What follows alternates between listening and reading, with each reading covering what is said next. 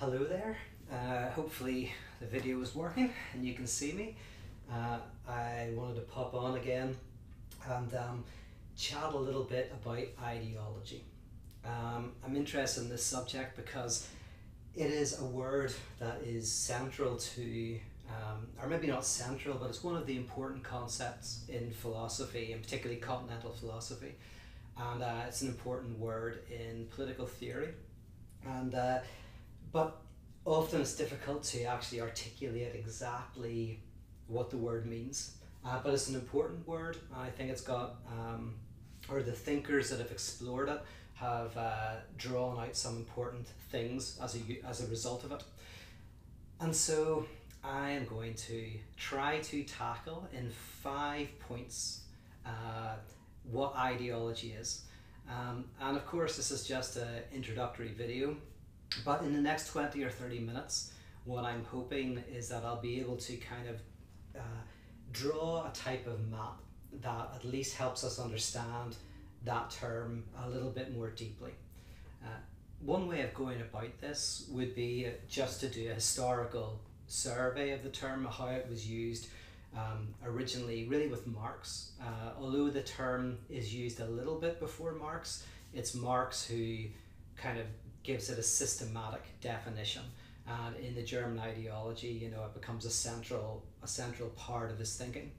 So, we could explore how it was originally defined, then how it developed in the work of people like Althusser is one of the important figures of the 20th century to really develop the notion of ideology, and then it fell into disrepute. So, a lot of, I guess, I don't know the exact timings, but we're talking around the 80s and 90s, and a lot of political scientists, I think, didn't find value in this term, but it's going through a little bit of a renewal at the moment. And in political theory, particularly the work of someone like Zizek, ideology is incredibly important. And so if you want to read a little bit more about it after this, there's a book by Terry Eagleton called Ideology that is good. And also, arguably, Zizek's best book is The Sublime Object of Ideology, and it's a fantastic work. I'd recommend that. That, I think, was the book that launched him in the English-speaking world. That was the book, it might have been the first book he wrote in English, and it was the book that kind of launched his career. So check those out. What I want to do is I'm going to give 5 points. The third point is probably the most important. Actually, it is. It is the planet around which the other points revolve. So I'll do 2 at the top end, I'll do the third point, and I'll do 2 after it. And then one other thing to mention is that as I was just thinking about what I was going to say, I realized that as I was thinking it through, my 5th point kind of sounds like a contradiction of the first point. So I'll try and talk about that as well. And the reason for that is partly because the first point I want to make about ideology is kind of how the term was initially understood. And as I develop the points, we'll kind of not move away from that initial first definition, but it'll become more complex, it'll widen, and it will deepen, and we'll end up somewhere a little different. So what is point number 1? Also, I've got some water here because it is roasting. I'm in LA, and oh my goodness, it's just crazy hot. Although this is mostly ice.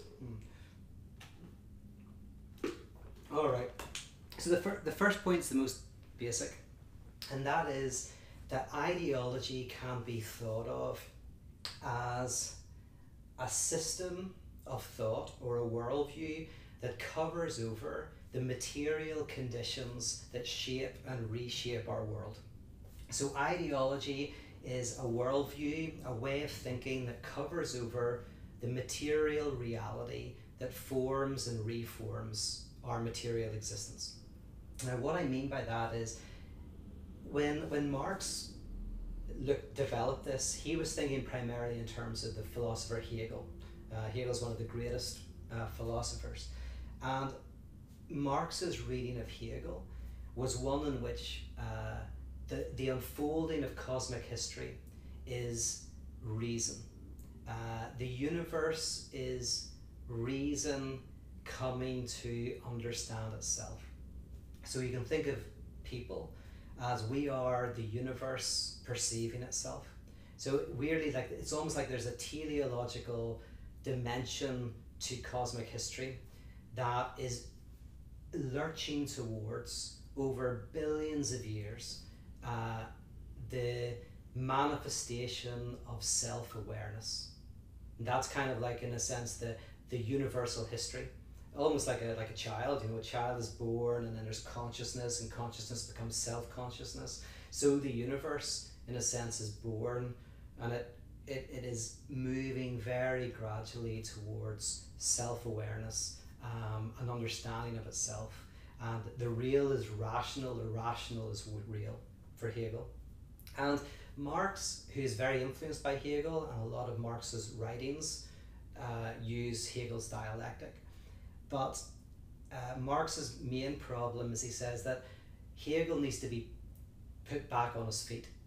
Hegel is thinking that the universe, in a sense, is this grand revealing of the mind, when really the universe is a material reality, and what influences us is material circumstances, history, cosmic history, and social history, resources, and an ideology can cover over that reality. So in some respects, you could say that, you know, evolutionary theory was a critique of ideology, in that evolutionary biology was attempting to show that all the complexity and the order that we see in the animal kingdom, it can actually be explained through a whole pile of material forces and realities.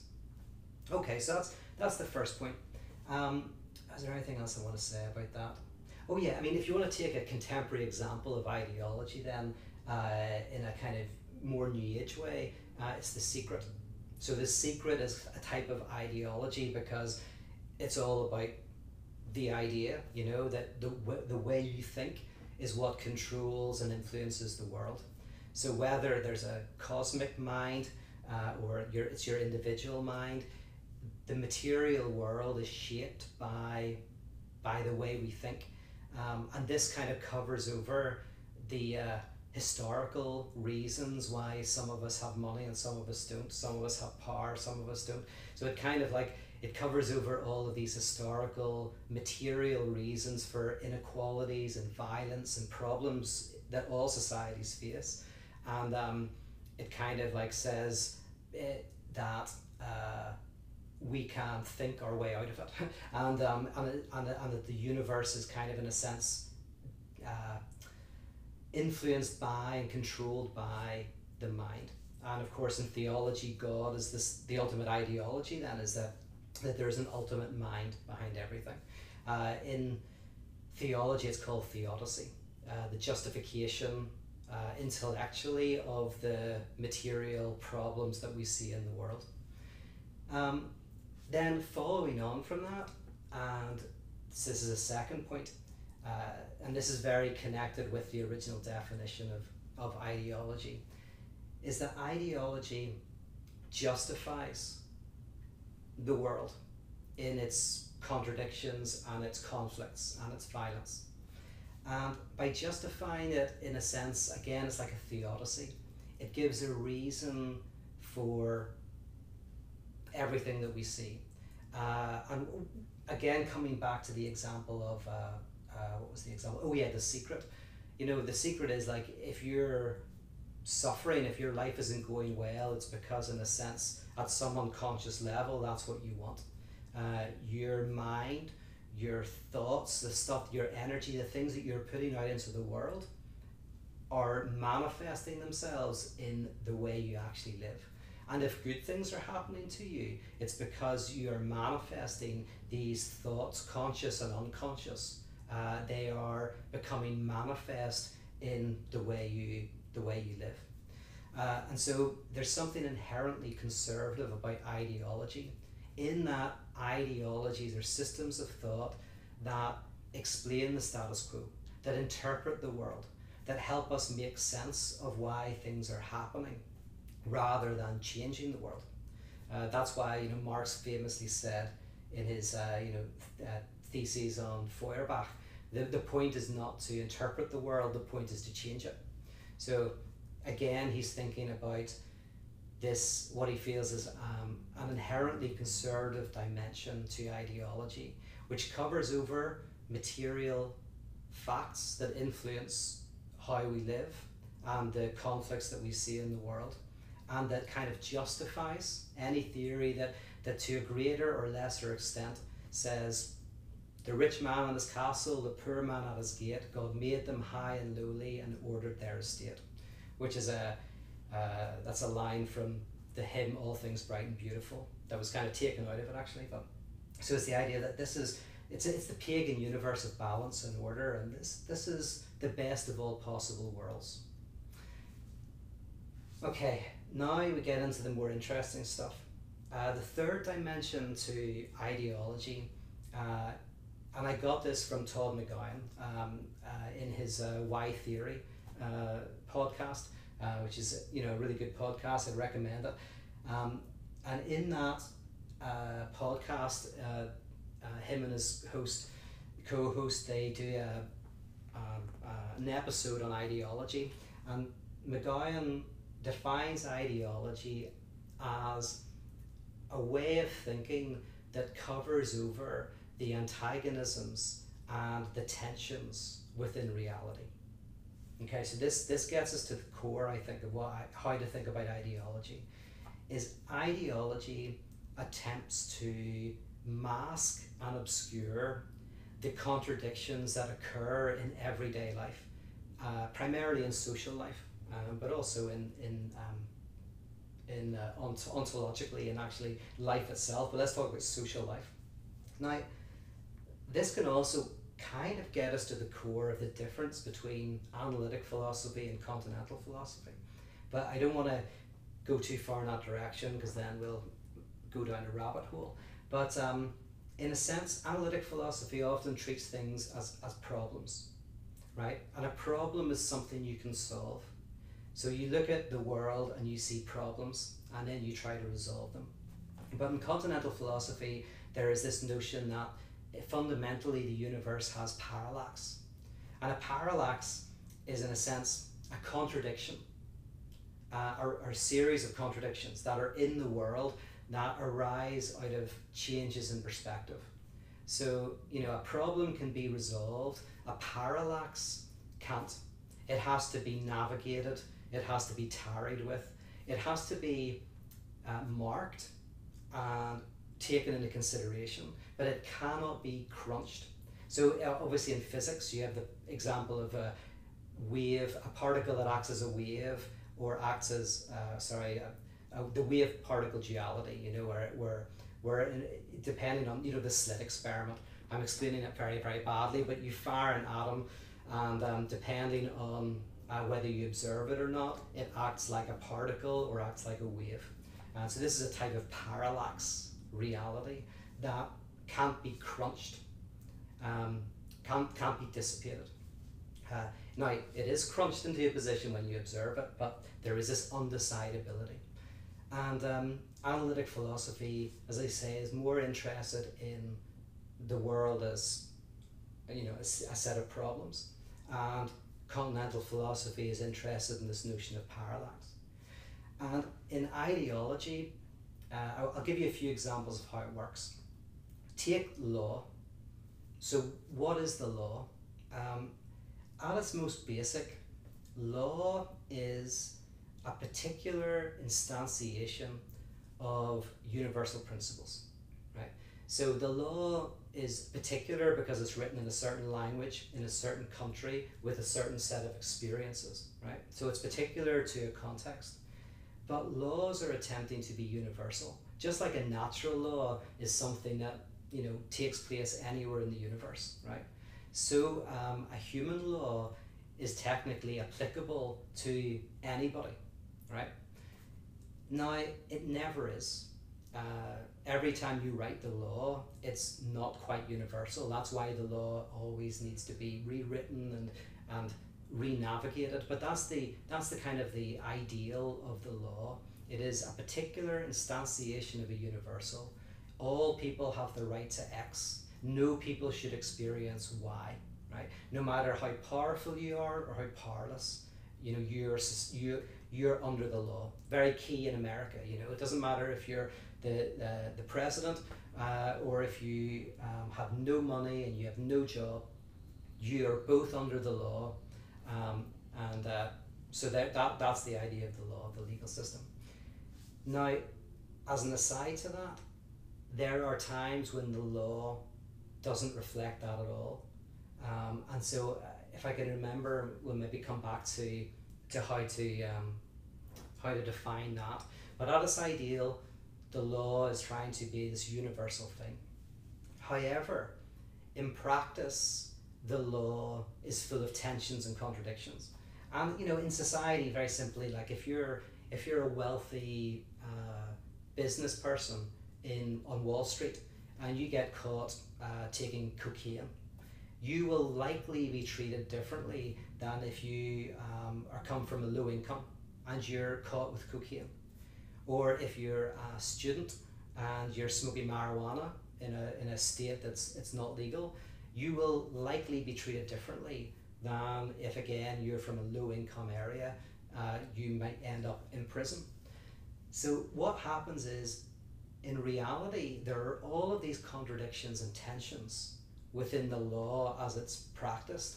And ideology is designed to cover that over so that we don't see it, so that we don't experience the contradictions that exist within society. I'll take another couple of examples. There was a poster that caused like a lot of controversy.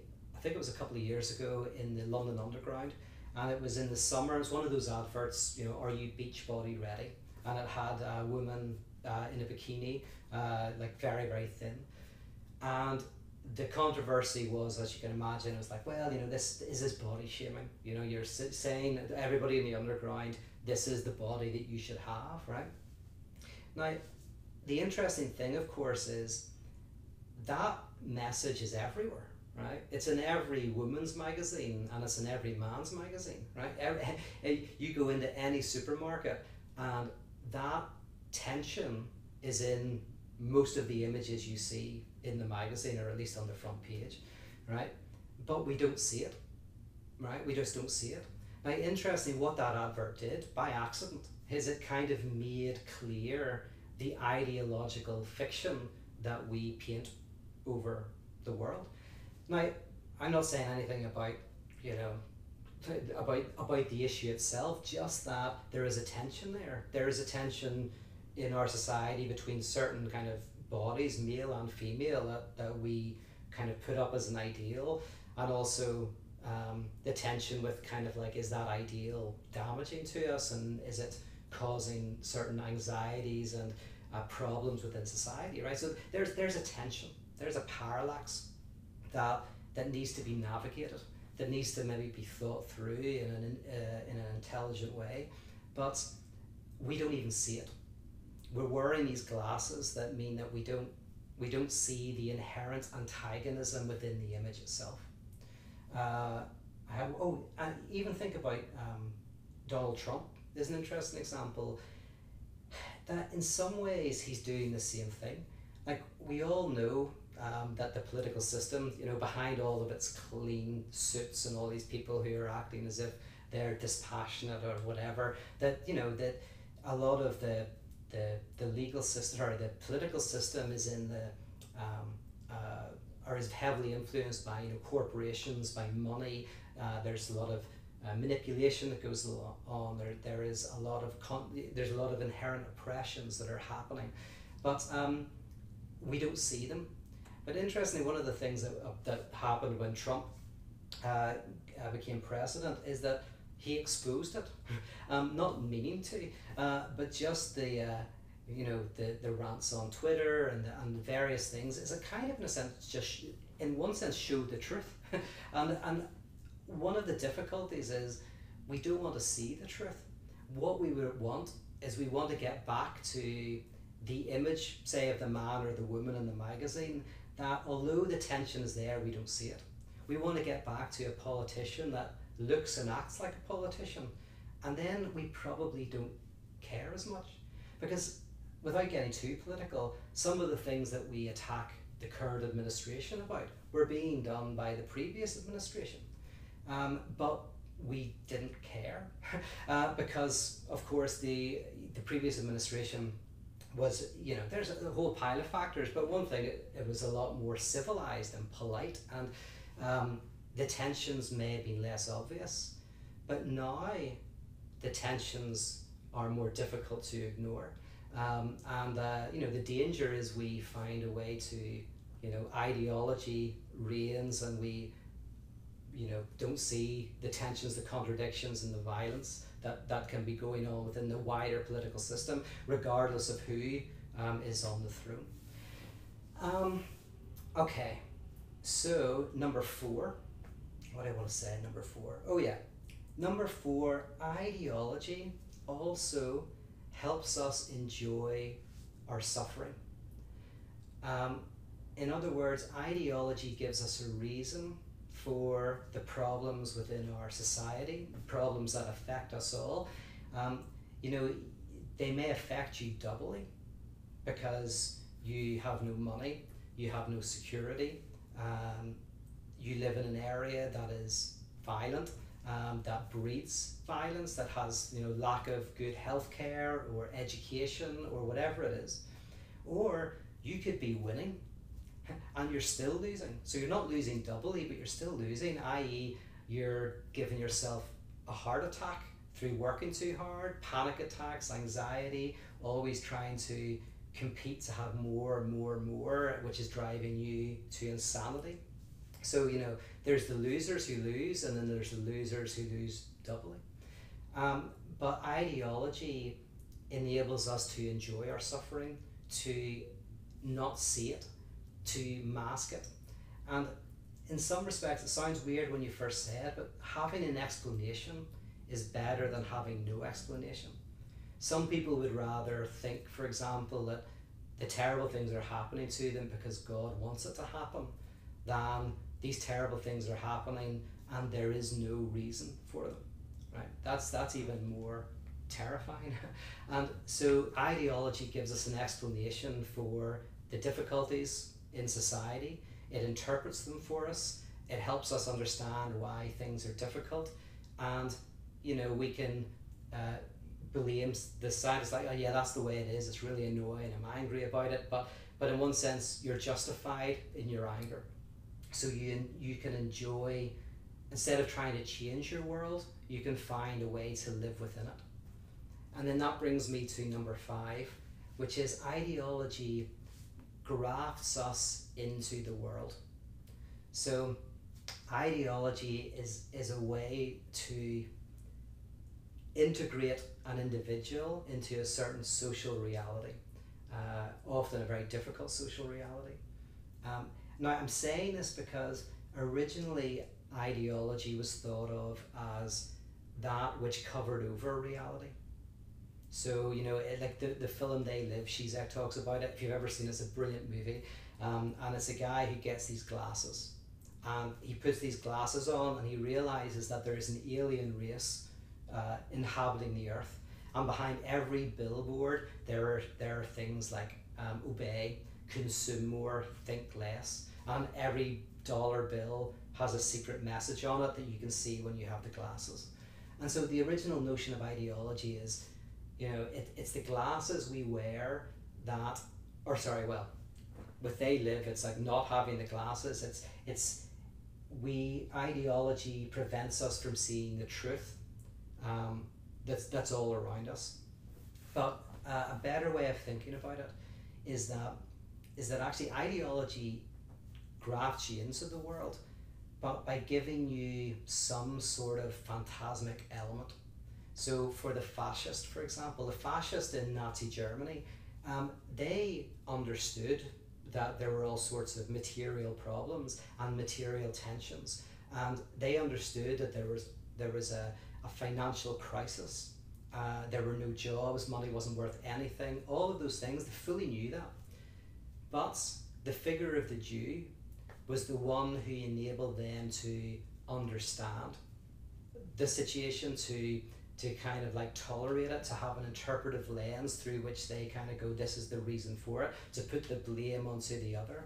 And so ideology in a sense does that. It can help you live within reality, but by giving you some element that prevents you from seeing the truth of the horror of it, to be able to actually make a real change within it.